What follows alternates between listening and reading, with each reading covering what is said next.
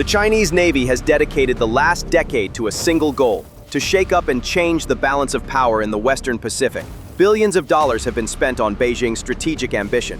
The steel pinnacle of this massive investment was Beijing's new fleet of aircraft carriers, the pride of the nation, especially its newest and most advanced platform, the CNS Fujian.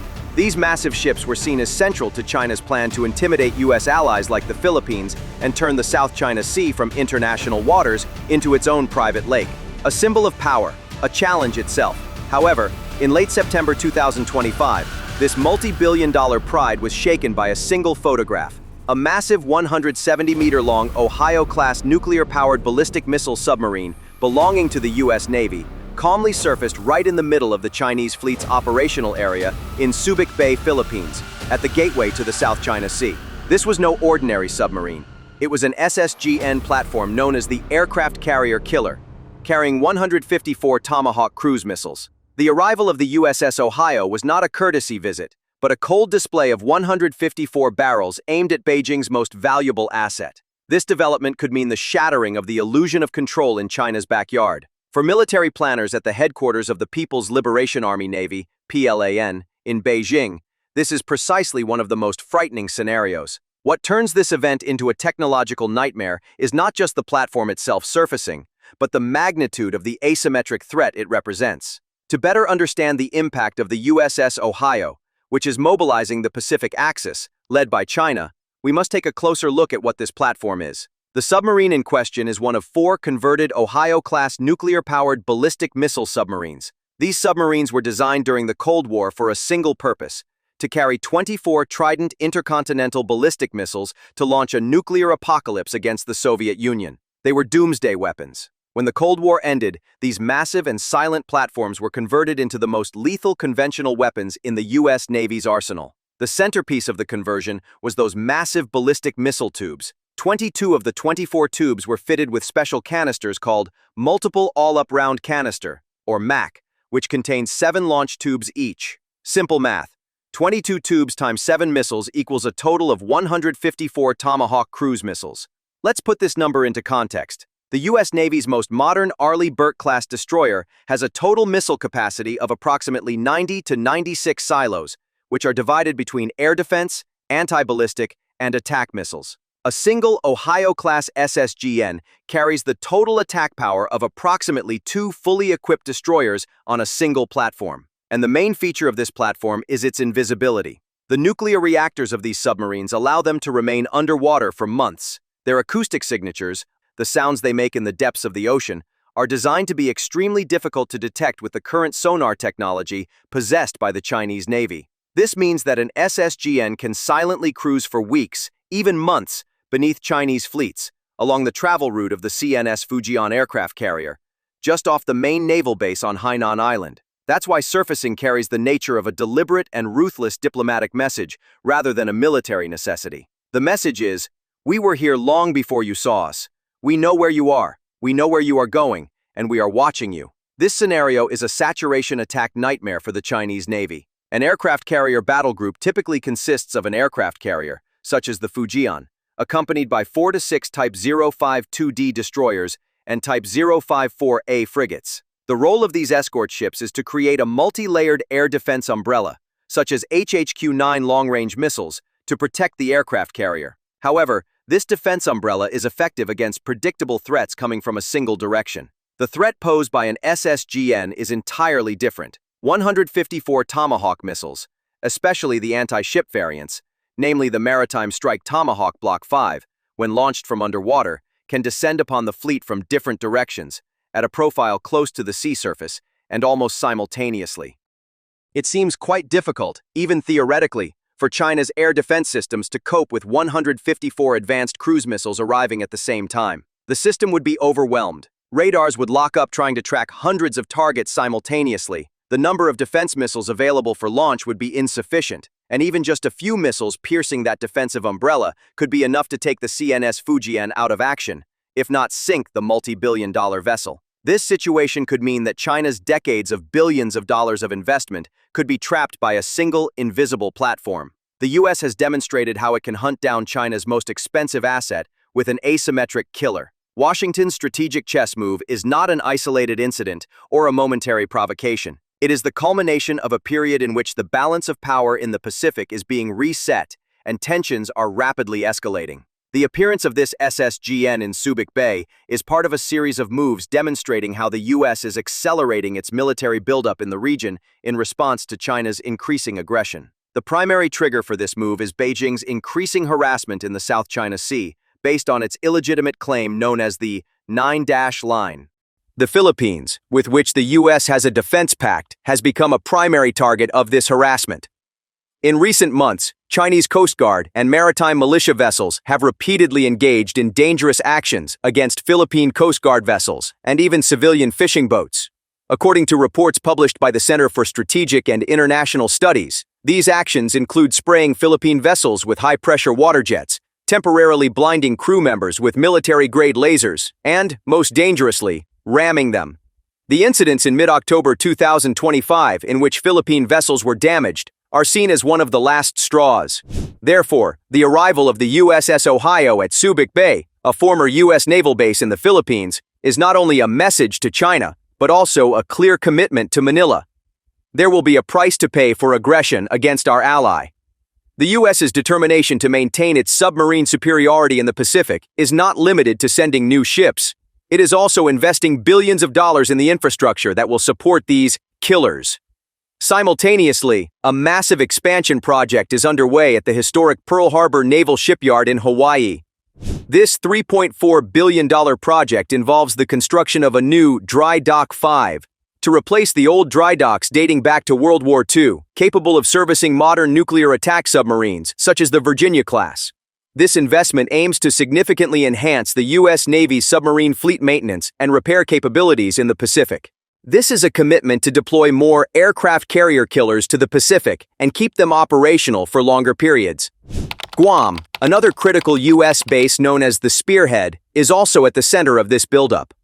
Guam is within the direct range of China's medium-range ballistic missiles, such as the DF-26, known as the Guam Killer. In response, the U.S. is upgrading the island's air defense to an unprecedented level. Beyond the existing THAAD, Terminal High-Altitude Area Defense Systems, work is underway on a new integrated defense architecture called Golden Dome. These plans even include the deployment of futuristic technologies such as railguns, electromagnetic cannons, to counter China's hypersonic missiles and saturation attacks. This shows that the U.S. is prepared to use every technological advantage to protect its presence in the region. Furthermore, the shadow of nuclear deterrence always looms over these conventional moves. The U.S. regularly tests its nuclear capabilities to reinforce its strategic message. Recent tests of a Minuteman III intercontinental ballistic missile launched from California and a Trident II ballistic missile launched from a submarine in the Atlantic served as reminders of this deterrence. These tests can be read as a direct response to China's rapid expansion of its own nuclear arsenal. When all these pieces come together, the Ohio submarine surfacing in the South China Sea is merely the most visible lightning bolt of a major geopolitical storm. Meanwhile, the immediate ripple effects of the USS Ohio surfacing in Subic Bay may have created a sense of military humiliation in Beijing corridors. This incident directly targets the narrative of the region's new ruler that the Chinese Communist Party has been building for years.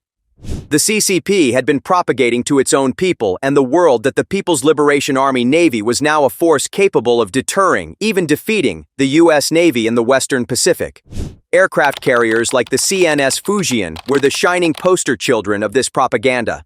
However, this single frame of photography revealed a painful truth, contrary to the glossy images of Chinese state media.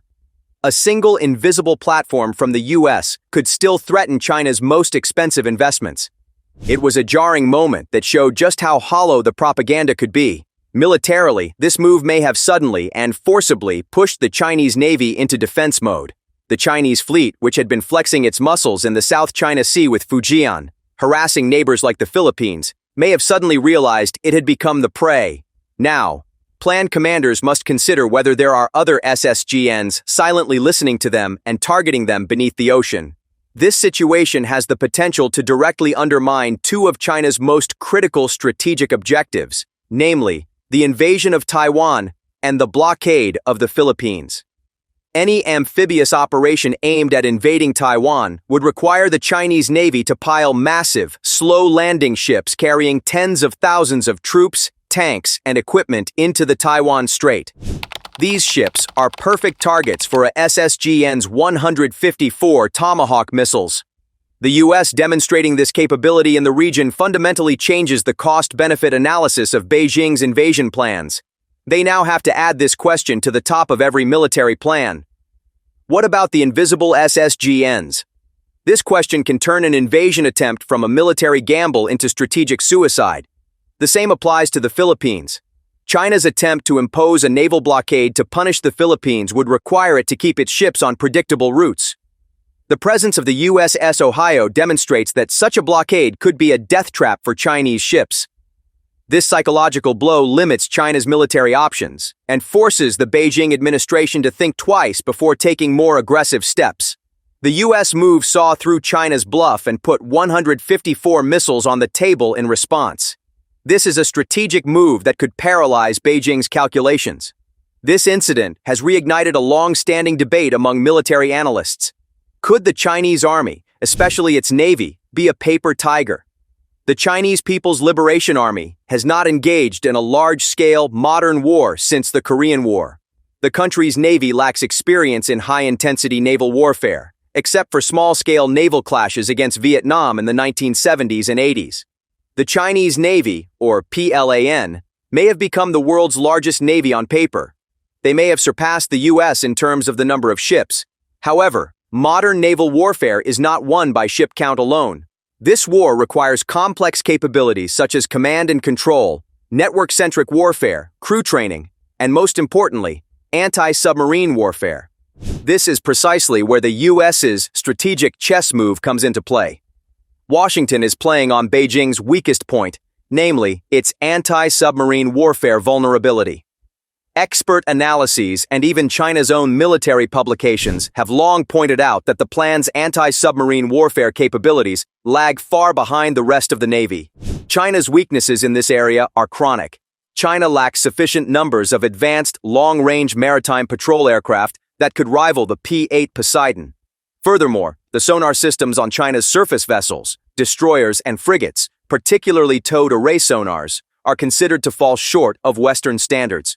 China's helicopter-based anti-submarine warfare capabilities are similarly limited. Some analyses even suggest that China's own nuclear submarines, such as the Type 093, are still relatively noisy and easier to detect than Western or Russian platforms. The U.S. strategy is built on this asymmetry. While China is encouraged to spend billions of dollars on surface ships like the CNS Fujian, which are difficult to defend and extremely expensive, by imitating U.S. aircraft carrier fleets, the U.S. itself focuses on much less costly, asymmetric, and effective ways to eliminate these ships, namely, invisible submarine platforms. As China tries to play the U.S.'s game, the U.S. is changing the rules of the game. While China builds an expensive target on the surface of the sea, the U.S. is quietly deploying the hunter that will strike that target from beneath the sea.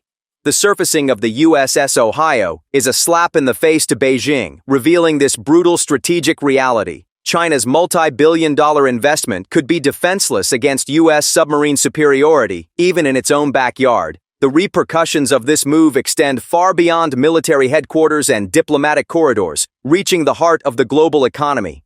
This is not just a military show of force, but also an indirect economic strangulation maneuver.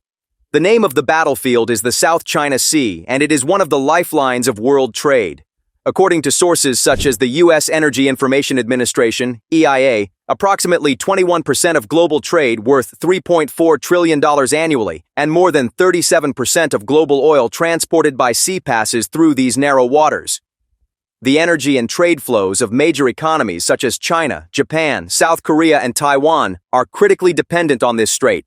The appearance of the USS Ohio in this region directly threatens the maritime component of China's largest project, the Belt and Road Initiative, and Beijing's claim to be the guarantor of regional stability.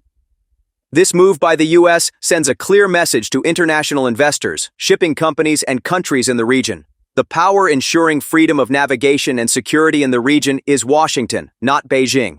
Any disruption to stability in the region or perception of conflict sends insurance premiums soaring, alters shipping routes, and makes supply chains fragile. This scenario is a nightmare for China's export-dependent economy.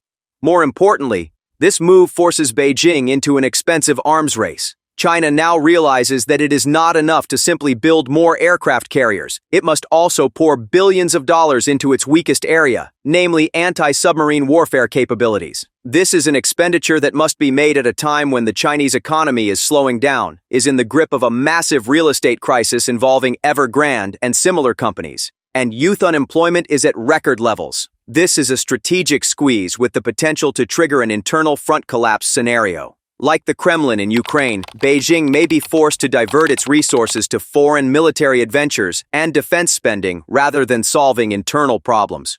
The U.S. may be playing a long-term game aimed at economically exhausting China and destabilizing its internal stability.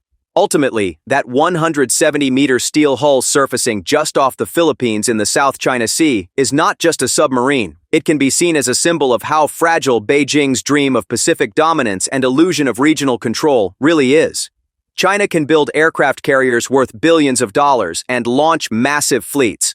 However, the U.S. has shown the world how a single invisible platform, loaded with 154 cruise missiles, can devalue this entire investment and potentially reduce it to ashes. This strategic chess move in the South China Sea has rewritten the rules of the game. Washington, seeing Beijing's bluff, has painfully declared to the world how vulnerable China's most valuable assets are, even in its own backyard. Thank you for watching.